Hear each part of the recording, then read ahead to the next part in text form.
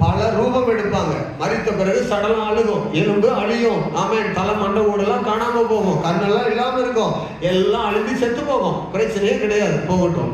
ஆனால் அதுல இருந்து ஒரு பயிர் வருது பத்தியா, இது என்ன நெல்ல போட்டா பயிரா வருது, அதை பத்தி நீ கவலைப்படாத. அது ஒரு ரூபத்தை கொடுத்துருக்கிறார், அவ்வளவுதான். அந்த ரூபம் வரும். வந்த பிறகு கொஞ்ச நாள் பிறகு பூ வரும்.